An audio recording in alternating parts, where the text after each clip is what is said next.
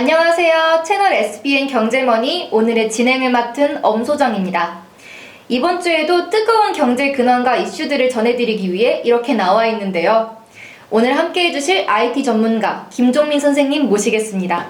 안녕하세요. 안녕하세요. 이번 한 주 어떻게 보내셨어요? 날씨가 너무 더워가지고 네. 아주 더운 날씨 때문에 힘들게 네. 지내고 있었습니다. 네. 날씨랑 다르게 주식시장은 좀 잠잠했죠? 그렇죠. 네. 주식시장이라도 좋았으면은 네. 날씨가 덥든 어떻든 상관없이 기분이 좋았을 텐데 네. 날씨도 힘들고 주식도 또 빠르게 화랑으로 넘어가지는 않고 네. 지지부진하고 있어서 여러 가지 마음도 좋지 않았습니다. 이번 주 사실 저는 빨간불을 좀 기대했거든요, 제 계좌에. 근데 아쉽게도 그런 일은 없더라고요.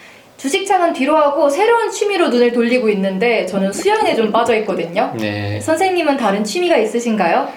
아니요, 저도 취미라고 할 건 없고 이런 네. 때일수록 좀 쉬어갈 때 열심히 공부를 해야 된다 하는 마음으로 네. 여러 가지 이제 리포트들을 분석하고 그렇게 보냈습니다. 역시 전문가님은 쉬는 날을 보내는 방법도 다르네요.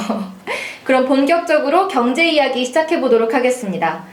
요즘 가장 많은 투자자들이 코스닥 반등에 관심을 갖고 있습니다. 저도 마찬가지인데요. 이 반도체 쏠림 현상에서 이제는 침체되어 있던 코스닥 시장으로 수급이 돌아오고 있습니다.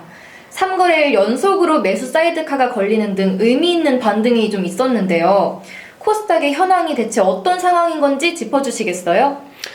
예, 코스닥 상황이라고 하기보다는 삼성전자와 하이닉스 단일 종목 레버리지로 쏠려 있던 그런 투심이 이제는 약간 여러 가지 정부 규제라든지 이런 것들로 레버리지 상품의 투자가 좀 어려워진 네. 상황이기 때문에, 그리고 지금 그동안 너무 많이 낙폭이 발생하면서 네. 투자자들이 힘들었던 부분을 지금은 코스닥 시장으로 옮겨서 조금 가벼운 종목 위주로 해서 반등을 노리는 그런 네. 형태대로 코스닥으로 좀 수급이 몰리고 있는 그런 상황입니다. 네, 기대를 좀 해봐도 될까요? 다음 주를.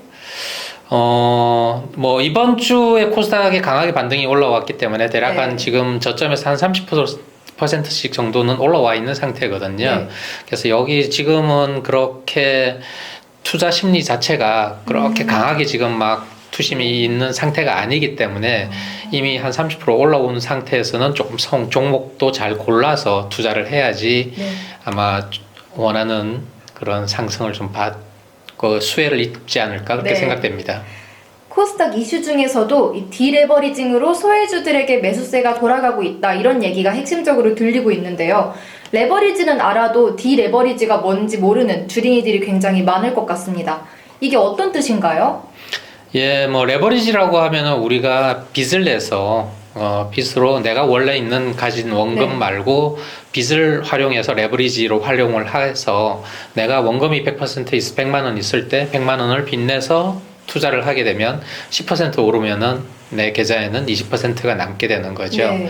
예, 이런 식으로 해서 레버리징이 일어나는 거고요. 그래서 주식시장이 상승장일 때는 이 레버리지를 많이 도입을 하게 됩니다. 그렇게 해서 네. 더 많은 수익을 얻어가기 위해서 레버리지를 많이 활용을 하는데, 이게 이제 상승장에서 약간 꺾이게 되면은 하락할 때 역시 2배로 빠지기 그렇죠. 때문에 손해가 커질 수 있고요. 네. 그리고 이제 너무 레버리징을 많이 일으킨 경우에는 증거금 부족으로나 이런 걸로 인해서 강제 매도가 발생할 수도 있고, 또 이런 상황에서 전체 주가가 한 번에 같이 매도를 부르는 상황으로 갈 수가 있죠. 네. 그래서 이런 때 이제 투자의 손실을 줄이기 위해서 디레버리징을 진행을 하게 된, 디레버리징이라고 하는 거는 레버리징을 위해서 빚내서 투자했던 부분을 좀 팔아서 빚을 갚아가는 과정을 디레버리징이라고 이야기를 네. 합니다.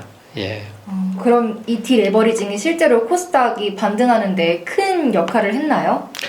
코스닥이 상승하는데 큰 역할을 했다기보다는 네. 삼성전자, 하이닉스 반도체 종목으로 투심이 쏠려 있던 부분이 이렇게 디레버리징 과정에서 반도체 주식이 많이 이제 하락함으로 인해 가지고 거기서 조금 옮겨가는, 이렇게 다른 쪽으로 옮겨가는 그런 네. 역할을 했다고 볼 수 있겠죠. 주가 아니라 그 안에 역할이 좀 있었다 이런 느낌인 거죠. 네. 그런데 또 궁금한 게 제가 코스닥 상승세에 대한 기대감이 커지고 있다는 말이 있더라고요. 이게 2027년 1월에 시행될 예정이라고 하고요. 우량기업, 일반기업, 비우량기업 세 가지로 분류될 것이라고 하던데 이게 대체 어떤 체제이고 어떤 효과를 기대해 볼 수 있을까요?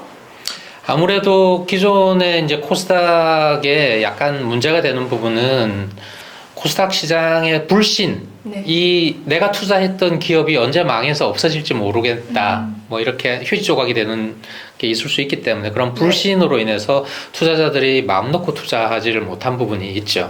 그래서 이제 앞으로 이렇게 그 코스닥 시장을 3등급으로 나눠서 네. 이렇게 함으로써 우리가 믿고 투자할 수 있는 우량 기업을 정리해서 우량 기업이 예, 거래되는 또 시장, 그리고 보통 기업, 그리고 위험한 관리 종목이 네. 있는 기업, 그러니까 시장 이렇게 구분을 지어주게 되면 이 시장에 투자하는 투자자 입장에서는 너무 명확하게 이거 내가 네. 위험을 안고 투자를 해야 되는 건지 아니면 조금 안심하고 투자를 할 수 있는 것인지가 명확해지기 때문에 네. 투자자 입장에서는 좀 더 쉽게 코스닥 시장에 접근할 수가 있다는 그런 장점이 있습니다. 투자할 때 마음이 좀 편해질 수 있겠네요.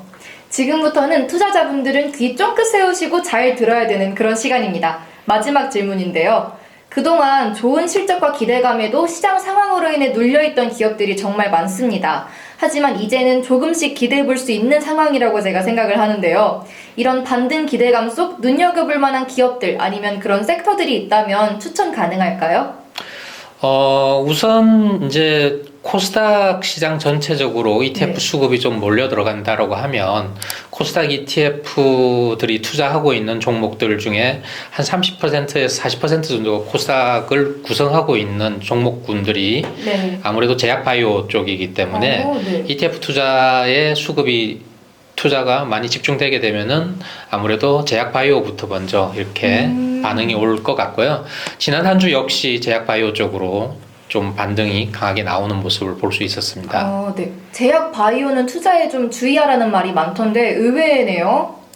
예, 제약바이오는 뭐 개별 주식들의 등락폭도 크고 그리고 호재나 또는 악재에 굉장히 민감하게 반응하는 시장이라서 이게 조금 개인 투자자분들이 직접 그 제약바이오 종목을 선택해서 투자하는 건 어려운 부분이 있는 거고요. 네. 제약바이오 관련돼 있는 뭐 ETF 이런 것들을 하시게 되면은 좀 더 좋지 않을까? 편하게 하실 수 있으면서 제약바이오의 이익은 가져갈 수 있는 그런 형태가 될 수 있을 것 같습니다. 네, 감사합니다. 주말 동안 말씀 잘 참고해서 성장 기대감이 좋은 그런 탄탄한 코스닥 기업들을 좀 찾아봐야겠어요.